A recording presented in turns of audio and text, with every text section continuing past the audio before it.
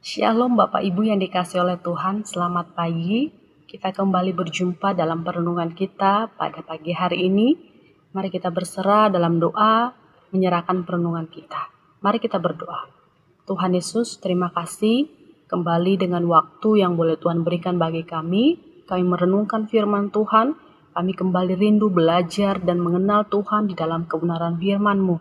Pimpin dan berkati kami semua, biar nama Tuhan dimuliakan di dalamnya. Di dalam nama Tuhan Yesus kami berdoa. Amin. Bapak Ibu, saudara yang dikasihi oleh Tuhan, perenungan kita pada hari ini terambil dalam kitab Ayub pasal 42 ayat pertama hingga ke-6. Demikianlah firman Tuhan. Maka jawab Ayub kepada Tuhan, "Aku tahu bahwa Engkau sanggup melakukan segala sesuatu dan tidak ada rencanamu yang gagal. Firman-Mu, siapakah dia yang menyelubungi keputusan tanpa pengetahuan? Itulah sebabnya, tanpa pengertian aku telah bercerita tentang hal-hal yang sangat ajaib bagiku dan yang tidak kuketahui. Firman-Mu, dengarlah, maka akulah yang akan berfirman. Aku akan menanyai Engkau supaya Engkau memberitahu aku.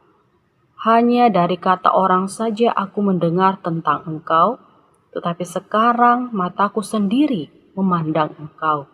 Oleh sebab itu aku mencabut perkataanku dan dengan menyesal aku duduk dalam debu dan abu." Demikianlah pembacaan kita.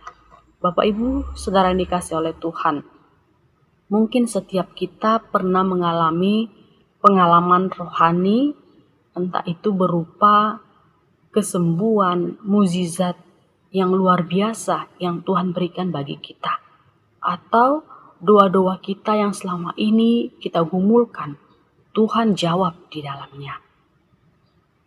Tetapi ketika kita mengalami hal-hal tersebut, pertanyaannya bagi kita, apakah ada dampak atau pengaruh terhadap iman kita sendiri setelah kita mengalami pengalaman tersebut di dalam Tuhan?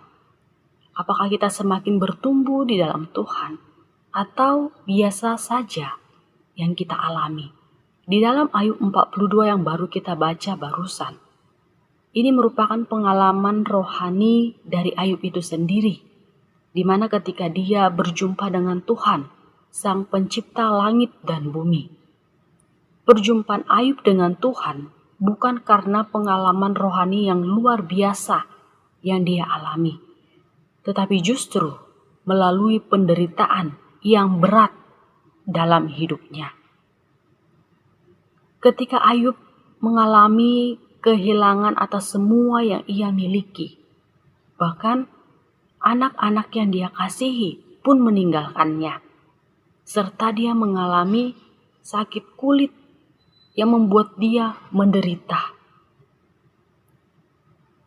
Di dalam itu semua, Ayub mencoba mencari jawaban atas apa yang dia alami dalam hidupnya. Ayub merasa bahwa dia bukan orang yang jahat atau orang yang berdosa. Kita bisa lihat di pasal pertama bahwa dia adalah orang yang saleh, jujur, bahkan takut akan Allah. Dia merasa, mengapa Tuhan di dalam kehidupan ini saya mengalami penderitaan yang begitu berat? Saya bukan orang berdosa. Saya bukan orang yang berbuat jahat. Dia mencoba mencari jawaban atas semuanya itu. Bahkan dia pun membela dirinya ketika sahabat-sahabatnya yaitu Bildad, Zophar, dan Elifas meminta dia untuk mengoreksi diri dan meminta ampun atas dosa-dosa yang dia lakukan terhadap Tuhan. Sahabat-sahabatnya ini menuduh dia bahwa kalau Ayub ini sudah berbuat dosa besar terhadap Tuhan yang dia lakukan. Walaupun Ayub sudah berusaha mencari jawaban atas alasan penderitaannya, ia tidak pernah mendapatkan jawaban tersebut. Justru bukan jawaban yang dia dapatkan, tetapi sebuah penegasan, penyataan Allah tentang dirinya di hadapan Ayub yang adalah manusia. Setelah itu, apakah Tuhan menjawab jawaban doa ataupun jawaban atas penderitaan yang dialami oleh Ayub? Di pasal 38, kita melihat bahwa Tuhan tidak menjawab. Justru Tuhan memberikan penyikapan, penyataan kepada Ayub, supaya Ayub sendiri tahu dan akhirnya mengenal siapa Tuhan yang dia sembah selama ini. Kita bisa lihat di ayat yang kelima, dikatakan bahwa hanya dari kata orang saja aku mendengar tentang Engkau, tetapi sekarang mataku sendiri memandang Engkau. Di sini menunjukkan bahwa akhirnya Ayub sendiri mengenal siapa Tuhan yang dia sembah selama ini. Sekarang matanya sendiri yang memandang Tuhan, pencipta langit dan bumi itu. Dia mengenal, dia mengalami perubahan di dalamnya. Kini Ayub sendiri mengalami pengenalan yang bersifat personal di dalam kehidupannya. Bahkan perspektifnya yang selama ini mungkin salah, sekarang diubahkan dan dia mengerti di dalam Tuhan. Pada akhirnya Ayub mengenal secara pribadi siapa Tuhan yang ia sembah selama ini.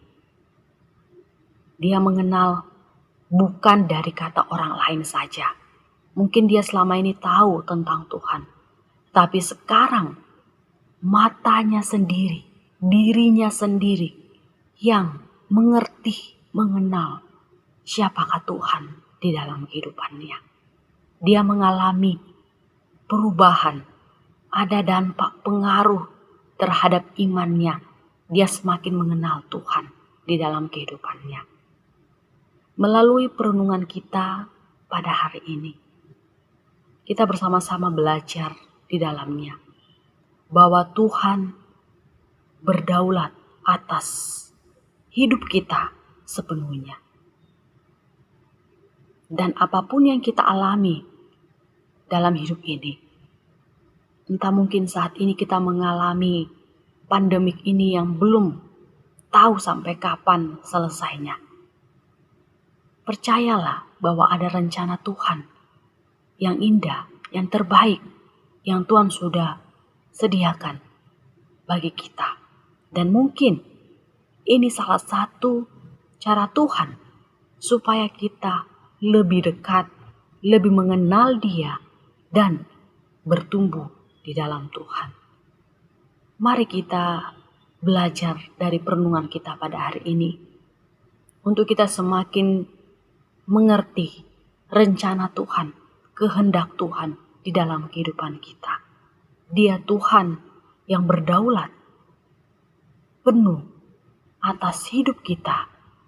Mari kita tetap percaya, tetap lebih dekat, dan lebih mengenal Tuhan di dalam kehidupan kita, melalui keadaan kita, melalui kehidupan kita, supaya diri kita sendiri yang mengenal Dia, bukan dari kata orang lain, tetapi kita mengalami sendiri, supaya kita mengalami dampak itu, pengaruh terhadap iman kita, semakin bertumbuh, semakin mengenal Tuhan di dalam kehidupan kita.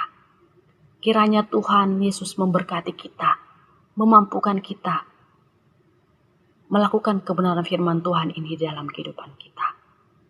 Dan menjadi pertanyaan terakhir, menjadi penutup bagi kita. Setelah kita mengerti dan mengetahui kebenaran firman Tuhan ini, bagaimana kita akan menyikapi ketika penderitaan, permasalahan datang dalam kehidupan kita? Apakah kita menjauh daripada Tuhan, atau kita belajar di dalamnya bahwa ada rencana Tuhan?